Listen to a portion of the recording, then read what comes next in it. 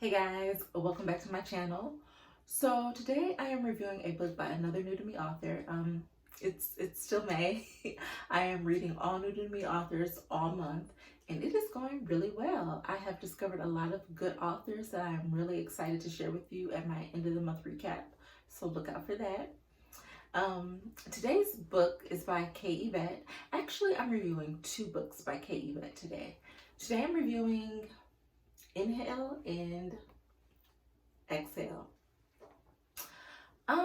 This was a really good series. I think it is one of the best series I read this year. And I strongly recommend that if you don't read anything else this year, definitely check this out. I think the author describes this as romance. And there's definitely some romance, romantic aspects of the book. But I think I can make an argument that this is like women's lit with like feminist leanings. I read a lot of women's lit, particularly feminist women's lit. It is my second favorite genre of reading, especially if it's written by a Black woman. Just because I find it to be empowering. I find it to be informative. And it's always very thought-provoking. So I definitely read a lot of feminist Black women literature. And to be honest, I feel like I saw a lot of those aspects in this book. I don't think that it is branded as a feminist book, but I definitely saw some things in this book that feel a little bit feminist to me, and I like that. So this book is about Naomi Carlton. Naomi Carlton is a professional tennis player. She is following in the footsteps of the Serena Williams. She is super successful. She's a household name. She's an Olympian. She is at the top of her game. When we meet Naomi, Naomi is fresh out of heartbreak, like devastating heartbreak. She has just broken up with her long-term boyfriend, and Naomi's life is in shambles. Like, her heart is shattered. I think that this is a book about Naomi's journey back to life after this intense heartbreak. I think this is a book about sisterhood, friends that become family, forgiveness, relationships, and I think it's a book about self-love. Actually, I think it's mostly about self-love, which is my favorite kind of love story. So I think that this is an excellent read. It is emotionally a very heavy lift. There is a lot that happens in this book, but I think that it is so worth it to read this book and to, get all of the little tidbits and the knowledge that the author gives to us in this book. So like I said, when we meet Naomi, Naomi is fresh out of a relationship that has ended abruptly and left her devastated.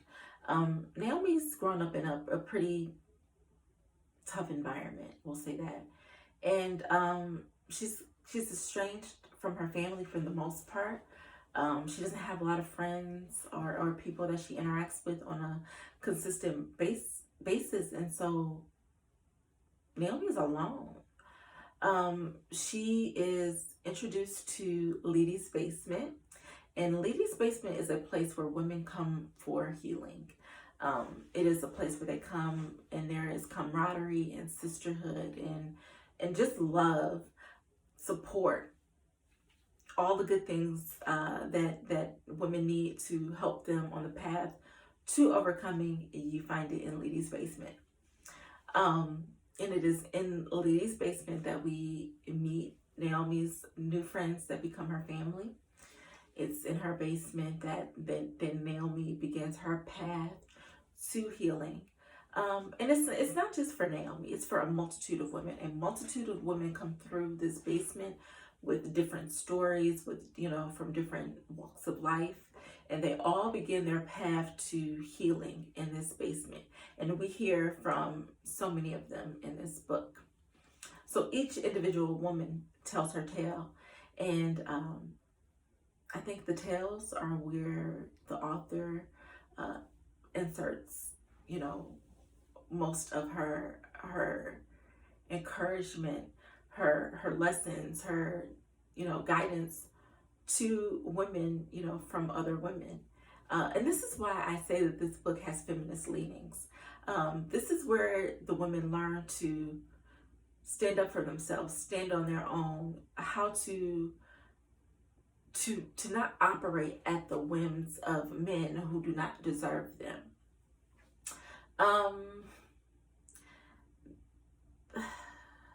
So even though there is the romantic aspects of this book, and we get Naomi on the path to be in a position where she can even fight for or accept enduring love.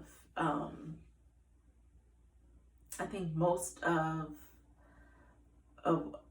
what we learn comes from Lady in this basement.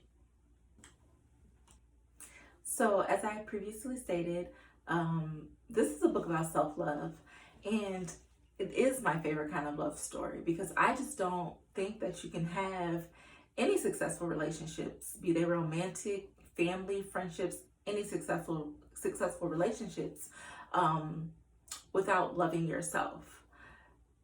It's not impossible, but it is very difficult because when you don't love yourself, when you don't truly know yourself, when you don't value yourself at the highest levels that you should, you don't know how to set boundaries. You don't know what you need to feed your soul.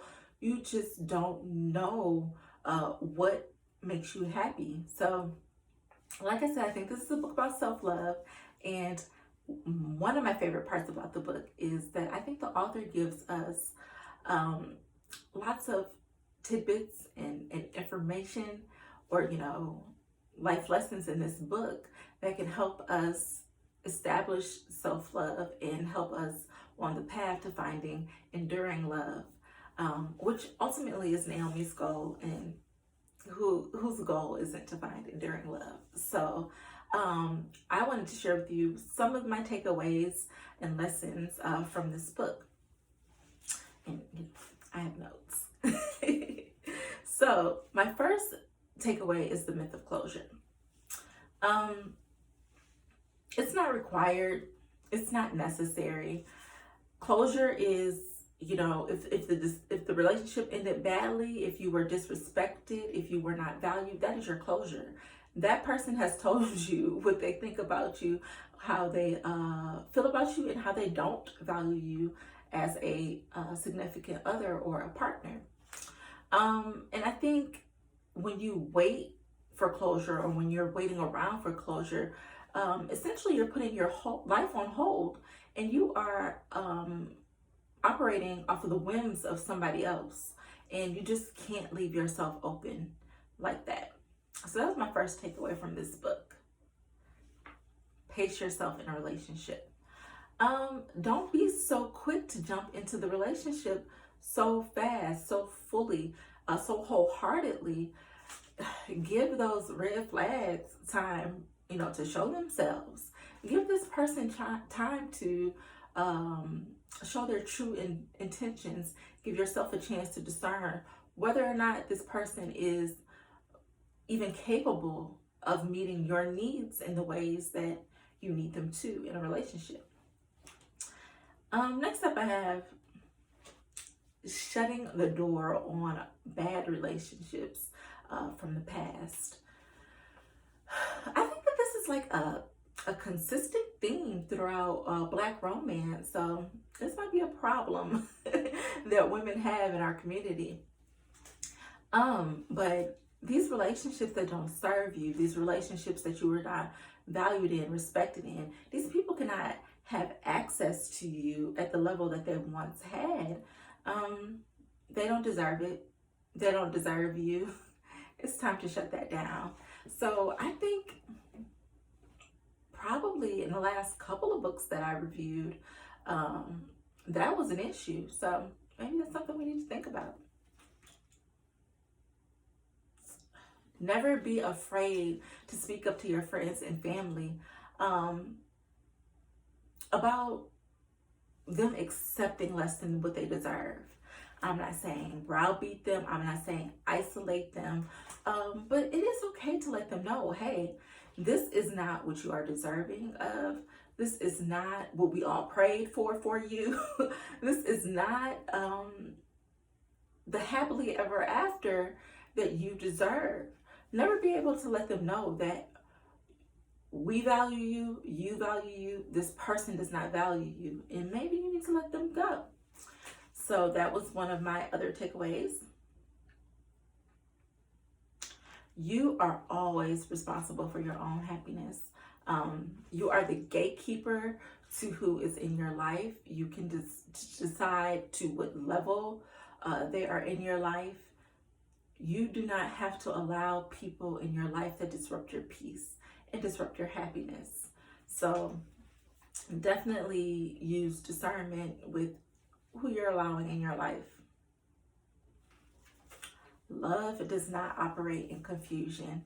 I think that was a strong message in this book. If the basis of your relationship is confusion and chaos, then that is not love. And love cannot operate there. Love is clear. Love is deliberate. Love is intentional. So definitely look out for that. It's never too late to reach out to someone that you've wronged and apologize. Now, whether or not they decide to accept that apology, like, that's completely up to them. But it is never too late to apologize to someone that you love, to someone that you have not treated the best that you could. And you never know if that relationship could mend. But also be aware that, you know, you have to be secure enough in yourself and accepting of the fact that they might not want to mend relationships with you. So if that happens, you have to be okay with that. But it is never too late to admit that you were wrong and that you are sorry for how you behaved, and if you did not have the best intentions. Oh, this one comes directly from the book. Get standards, stand on them, and never settle. When you settle, when you go beneath your standards, when you do any of this, you are not leaving yourself completely open for the blessings that are, you know, on the floor for you, because you have too much other background noise, too much other nonsense going on. So that came directly from the book. Oh, this one did too. There's nothing cute about an insecure woman, and it's really just not. It's not. You need to be sure of yourself, and that's not an easy thing to accomplish. I'm not saying that by any stretch of the imagination that is easy to accomplish, but you have talents, you have strengths, you have purpose. You need to find those and walk in those. There's nothing good about feeding off of insecurity. So, oh, this one did too. Don't let anyone take your confidence away from you. Confidence is your trust in yourself. You cannot hand that over to anybody. That is yours to keep, that is yours to nurture, and that is yours to grow.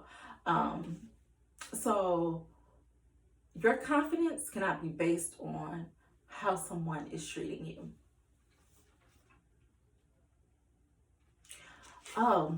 Just in general, we've got to start looking at addiction differently.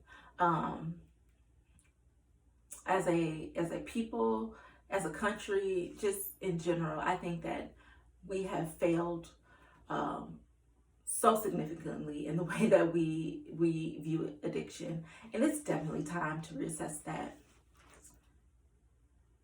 Oh, last up, life is about the little things. I think a lot of us get caught up in the big picture, get caught up on pursuing our goals, and Always pursue your goals. Always have ambition. Always have a plan. But life is about the little moments. It's about the little blessings. It's about the little things. So always make sure that you're taking time to enjoy that. So these are some of the things that I've taken away from this book. And I think that there's so many more lessons in here. But these are some of the ones that I took away. So if you decide to read this book, then definitely look out for that. So next up, I have my favorite scenes in the book. I'm going to talk about some of my favorite scenes, but there will be no spoilers. So you can watch this portion of the book, of the video, and if you decide to read the book, then just look out for them. So first up, I have Naomi successfully putting herself back together. It was intentional. It was deliberate. It was purposeful.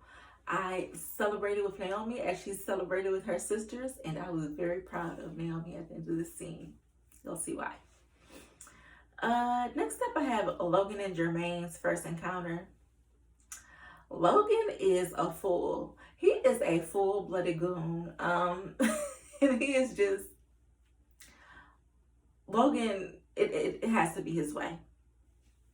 We'll just say that.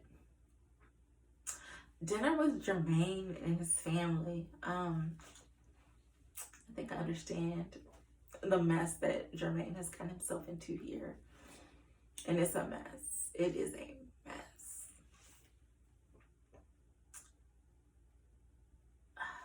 And Naomi and Nadia reuniting. Nadia is Naomi's sister. They have been estranged for some time. And this is just such a feel-good scene. I really love to see it.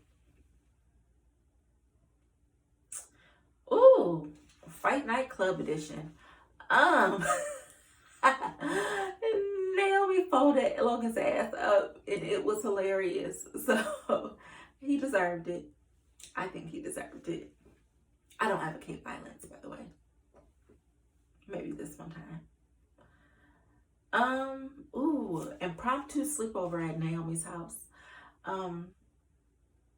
Friends that become family and show up for you when you need them without invitation, without you expressing the need. Those are top tier friends. Oh, Jermaine beginning the process of working on himself.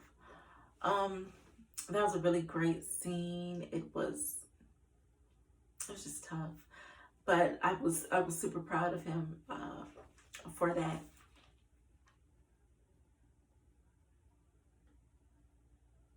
Funeral number one. Those friends gonna show up for Naomi, whether she asks for it or not. They're gonna be there and they're gonna make sure things go right every time. I really, really love them. Next up, I have the book signing. Woo! This was tough. This is a tearjerker scene for sure, but it is such a heartwarming scene. It was. Naomi is a good person.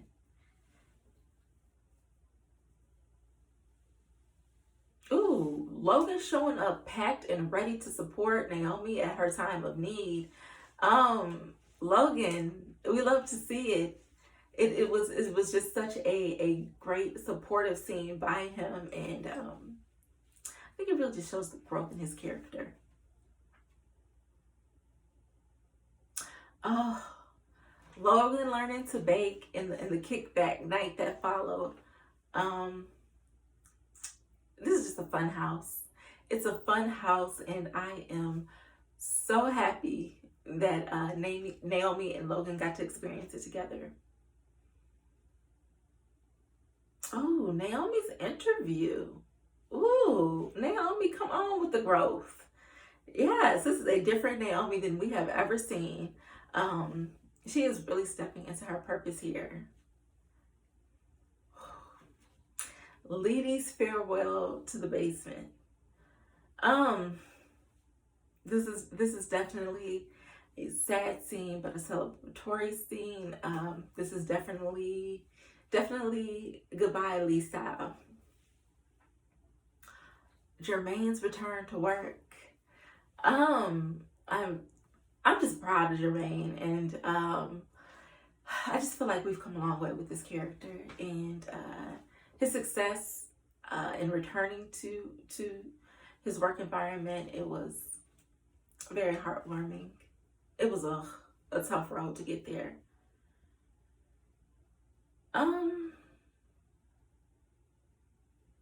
The entire second funeral. The entire second funeral was beautiful. It was all kinds of growth. It was all kinds of affirmation. It was all kinds of support and love, and it was just a beautiful scene. And Logan, Logan trying to get everybody to try out his cake afterwards. That was pretty funny. Journey's Tale, definitely Journey's Tale. Look out for that. So those are some of my favorite scenes in the book. If you decide to read this book, then definitely look out for them. Last up, I have who won the book. Lee. Lee won this book. Everybody who came into contact with her was a better person for it. So I definitely think Lee won this book. If I have to pick one of the people in the relationship, then Naomi. Naomi's growth was outstanding. She really put in the work. She healed. She forgave. She just grew so much in this book. So somewhere between Lee and Naomi is the winner of this book. Relationship wise, I'm gonna leave that out because I think you guys have to see what happens in this book and to be able to determine who won the relationship. As far as the review, that is done, but I do have a few little final thoughts. How did y'all feel about Melinda showing up in the basement? I didn't know how I felt about that. I'm on the fence. What do you guys think? Should I get off the fence? Is she welcome? I don't know if she's welcome. I kind of feel like she was the problem. I definitely feel like she was the problem to a large degree. Let me know what you guys think. But anyway, that is my review of the book. So please comment, rate, and subscribe if you are interested in more book reviews. Then I will see you guys next time. Bye.